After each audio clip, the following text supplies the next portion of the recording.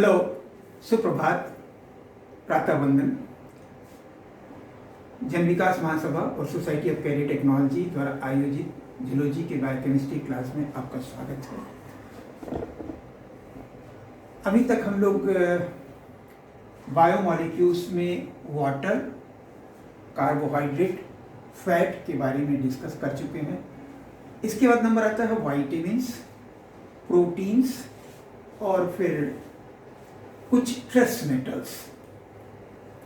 तो आज वाइटामिन्स के बारे में शुरू करेंगे।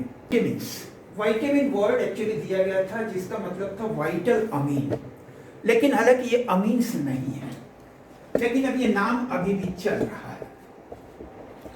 और ये हमारे शरीर में बहुत थोड़े अमाउंट में फूड में मिलते हैं, लीफी वेजिटेबल्स में मिलते हैं और कुछ एनिमल फूड में मिलते हैं, कुछ जो हमारे शरीर में भी बन जाते हैं। बहुत थोड़े अमाउंट में होते हुए भी इनका फंक्शन बहुत इम्पॉर्टेंट है। शरीर के कुछ बहुत ही महत्वपूर्ण गतिविधियों को ये नियंत्रित करते हैं, इसलिए ये बहुत ही वाइटल हैं, बहुत महत्वपूर्ण है वाइटामिन्स। और परीक्षाओं में भी इन वाइटामिन्स के बारे में 1, 2, 3 ऑब्जेक्टिव क्वेश्चंस या क्वेश्चंस शॉर्ट नोट्स जरूर पूछे जाते हैं।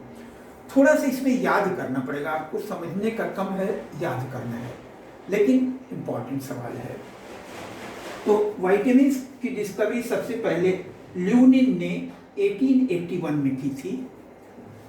टर्म वाइटामिन एक पॉलिश बायोकेमिस्ट कासिमिर फुंक के द्वारा 1912 में किया गया था। बाद में जो ये नॉमेनक्लेचर है वाइटामिन्स का, vitamin A, B, C, D, E, K, तो ये जो अल्फाबेटिकल नॉमेनक्लेचर था वाइटामिन्स का, ये ड्रमॉन्ड के द्वारा 1920 में प्रपोज किया गया था। वाइटामिन्स को 2 कैटेगरी में बांटते हैं। कुछ तो फैट सॉल्युबल वाइटामिन्स होते हैं जैसे vitamin A, D, E and के। कुछ वाटर सॉल्युबल होते हैं जैसे विटामिन सी और बी कॉम्प्लेक्स। बी कॉम्प्लेक्स में कई मॉलिक्यूल्स हैं, कई तरीके के वाइटामिन्स हैं। तो सबसे पहले आज हम आपको फैट सॉल्युबल विटामिन्स ए, डी, ई और के बारे में बताएंगे और वाटर सॉल्युबल विटामिन्स के बारे में नेक्स्ट टर्म पे। विटामिन ए, रेटिनॉल, ये हमारी आंखों में हम जो चीज़ों को देखते हैं तो विजन के लिए जो विजुअल पर्पल पिगमेंट बनता है रेटिना के रॉड सेल्स में, तो उसे रोडोप्सिन कहते हैं, और कोन सेल्स में बनता है आयोडोप्सिन। तो इन केमिकल्स पे ऐसा होता है कि ये जब भी लाइट पड़ती है तो रोडोप्सिन 2 मॉलिक्यूल्स में टूट जाता है, रेटिनिन और ऑप्सिन में, और इसी से फिर इलेक्ट्रोकेमिकल करंट बनता है, इंपल्स बनता है, जो कि ब्रेन तक संदेश ले जाता है। तो इस विजुअल पर्पल जो पिगमेंट है देखने के लिए हमारी आंखों में, तो उसको बनाने के लिए विटामिन ई जरूरी है। विटामिन ई का मुख्य स्रोत गाजर है और इसके अलावा कुछ और चीज़ों में भी पाया जाता है। इसकी डेफिशिएंसी से 2 प्रकार के रोग हो जाते हैं।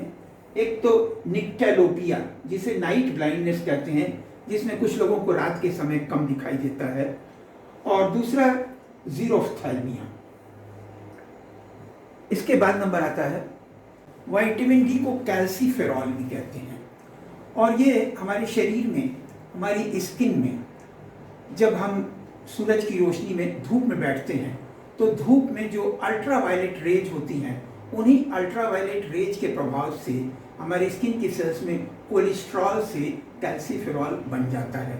अतः ये धूप में बैठना हमारे जीवन के लिए बहुत महत्वपूर्ण है, क्योंकि हम भोजन के साथ जो भी कैल्शियम लेते हैं, दूध में भी होता है और भी कई चीज़ों में होता है, फलों में होता है, तो कैल्शियम भोजन नली में जब जाता है तो उसके खून की नली में आने के लिए, एब्जॉर्प्शन के लिए ये विटामिन डी आवश्यक है। तो विटामिन डी कैल्शियम के भोजन नली से ब्लड में एब्जॉर्प्शन को स्टिमुलेट करता है, इसलिए विटामिन डी बहुत महत्वपूर्ण है, और ये सूरज की रोशनी में धूप में बैठने पर अल्ट्रावायलेट रेज के प्रभाव से बनता है। इसके कमी से बच्चों में यदि कमी हो जाए तो बच्चों में सूखा रोग हो जाता है, जिसे रिकेट्स कहते हैं। एडल्ट में एक रोग हो जाता है जिसे ऑस्टियोमैलेशिया कहते हैं, जिसमें ये हड्डियां कमजोर हो जाती हैं। और महिलाओं में एक प्रकार की हड्डियों की कमजोरी होती है जिसको ऑस्टियोपोरोसिस कहते हैं, और ढलती उम्र में ये ज़्यादा होता है महिलाओं में। तो ये भी बहुत महत्वपूर्ण है, इसलिए हमें भोजन के साथ कैल्शियम मिलना चाहिए, और कैल्शियम के एब्जॉर्प्शन के लिए विटामिन डी चाहिए। विटामिन डी स्किन सेल्स में सूरज की रोशनी की अल्ट्रावायलेट रेज के प्रभाव से बनती है। इसके बाद नंबर आता है विटामिन ई। विटामिन ई या टोकोफेरॉल। टोकोफेरॉल को ब्यूटी विटामिन भी कहते हैं या एंटी स्टेराइलिटी विटामिन भी कहते हैं।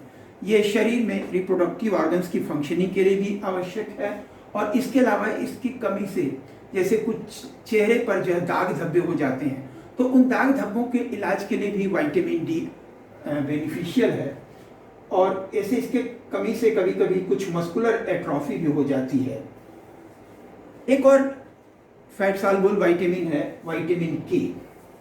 विटामिन के की खासियत ये है कि ये हमारे बड़ी आंत में पाए जाने वाले कुछ बैक्टीरिया के द्वारा निर्मित हो जाता है हमारे शरीर में ही, और ये हमारे ब्लड प्लाज्मा में पाए जाने वाले प्रोथ्रोम्बिन जो का फॉर्मेशन लिवर सेल्स में होता है, प्रोथ्रोम्बिन बनने के लिए विटामिन के आवश्यक है। तो ये खून के थक्का बनने, ब्लड क्लॉटिंग को कंट्रोल करता है, इसलिए ये बहुत आवश्यक है विटामिन के थोड़ी मात्रा में। और इसके बाद नंबर आता है वाटर सॉल्युबल विटामिन्स, जिसके बारे में हम कल चर्चा करेंगे। धन्यवाद। आपको यदि कोई भी चीज़ न समझ में आए आप अवश्य पूछिए, और आप अपने साथियों को भी शेयर करिए, इसे सब्सक्राइब करिए। धन्यवाद। Thank you very much.